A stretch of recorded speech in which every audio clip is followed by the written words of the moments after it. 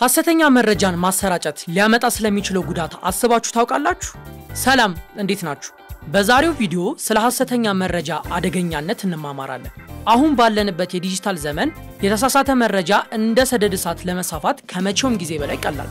ታዲያ በፍጥነት ከመሰራጨቱ ጋር ተያይዞ የሚመጡት መዘዞችም በዛው መጠን ጨምሯል። በዚህ ቪዲዮ የሐሰተኛ መረጃን ማሰራጨትም ይሁን አምኖ መቀበል በራስም ሆነ በአገር ላይ የሚያስከትለውን ጉዳት እንነጋገራለን። እንደ ግለሰብ ስናየው ሐሰተኛ መረጃ በሌሎች ላይ ያለንን እምነት ይቀንሳል፣ ጥሩ ስምን ያጠፋል፣ የስነ ልቦና እንዲሁም የአካላዊ ጤና ላይ ተጽዕኖ ያሳድራል፣ ከግል እስከ ማህበራዊ ህይወት ድረስ ቀውስን ያመጣል። ከዚህ ወጣ ብለን ደግሞ በሰፊው ስንመለከተው በተቋማት በማህበረሰብ እንዲሁም በሀገር ደረጃ ሊያስከትለው የሚችለው ጉዳት የላቀ ይሆናል። ሐሰተኛ መረጃ በተቋማት እንዲሁም በመንግስት ላይ ያለን እምነት ይሸረሽራል፣ ግጭቶችንና አለመረጋጋትን ያባብሳል፣ መጥፎ እና መርዛማ አጀንዳዎችን ያቀጣጥላል፣ ዲሞክራሲን ያቀጭጫል፣ እንዲሁም ፍትህ እንዲዛባ አስተዋጽኦ ያደርጋል። በተጨማሪም የግለሰብን ብሎም የሀገርን ኢኮኖሚ ያቃውሳል። ታዲያ የኛ ድርሻ ምን መሆን አለበት?